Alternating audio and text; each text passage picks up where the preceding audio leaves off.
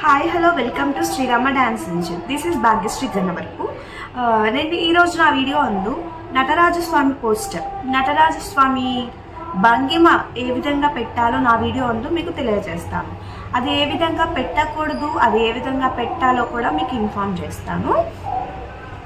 చాలామంది చేసే మిస్టేక్స్ ఏంటి, ఏవి చేయాలి, ఎలా పెట్టాలి, ఎలా పెట్టకూడదు అనేది మీకు నా వీడియో అందు క్లియర్గా తెలుస్తుంది. వీడియోని అయితే స్కిప్ చేయకుండా ఎండ్ వరకు చూడండి. నా వీడియో కనుక నచ్చినట్లయితే లైక్ చేయండి, షేర్ చేయండి, సబ్స్క్రైబ్ చేయండి.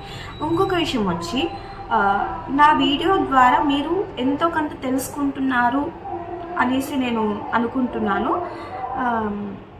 ఇంకోటి వచ్చి, కామెంట్ సెక్షన్లో మీకు ఏమైనా డౌట్స్ ఆర్ ఇంకా ఏమైనా తెలుసుకోవాలి, ఏమైనా వీడియోస్ తెలుసుకోవాలి అంటే నా కామెంట్ సెక్షన్లో ఈ వీడియో పెట్టండి, ఈ వీడియో చేసి పెట్టండి అంటే నేను ఆ వీడియో అప్లోడ్ చేస్తాను. సో దయచేసి మీకు ఏమైనా డౌట్స్ ఉంటే నా కామెంట్ సెక్షన్లో కామెంట్ పెట్టండి. దాని ద్వారా అది చూసుకొని నేను వీడియో అప్పటికప్పుడు అప్లోడ్ చేస్తాను. Okay, thank you so much. అందరూ లైక్ చేయండి, షేర్ చేయండి, సబ్స్క్రైబ్ చేయండి.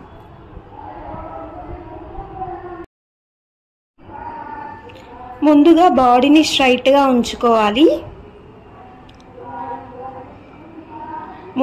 ముందుకి కానీ వెనక్కి కానీ తొయ్యకుండా మీడియంగా మధ్యలోనే ఉంచుకోవాలి బాడీని. హ్యాండ్స్ని కూడా వెనక్కి కానీ ముందుకు కానీ పెట్టకుండా నడుము స్ట్రైట్గా 2 చేతులు ఉంచుకోవాలి. కింద పాదాలు వి షేప్లో ఉంచుకోవాలి.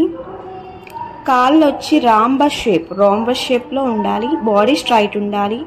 కుడి చెయ్యి పతాక హస్తం కిందకి కానీ పైకి కానీ పెట్టకుండా షోల్డర్ స్ట్రైట్గా పెట్టుకోవాలి. ఎడమ చేయి డోలా హస్తంతో దానికి అంటించకుండా కిందకి పెట్టుకోవాలి. లెగ్ బ్యాక్ తగిలి ఫ్రంట్కి రావాలి లెగ్.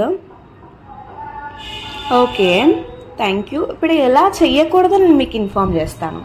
చాలామంది చేసే మిస్టేక్ ఇది, body తిప్పేయడము, hand touch చేసేయడము.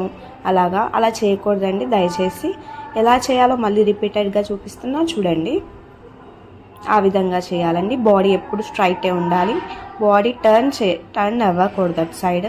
And legs, hand touch అవ్వకూడదు. డోలాహస్తం పతాకహస్తం టచ్ అవ్వకూడదు. Okay, thank you. నా వీడియో కనుక మీకు నచ్చినట్లయితే లైక్ చేయండి, షేర్ చేయండి, సబ్స్క్రైబ్ చేసుకోండి. Okay, thank you. ధన్యవాదములు. జై శ్రీరామ్.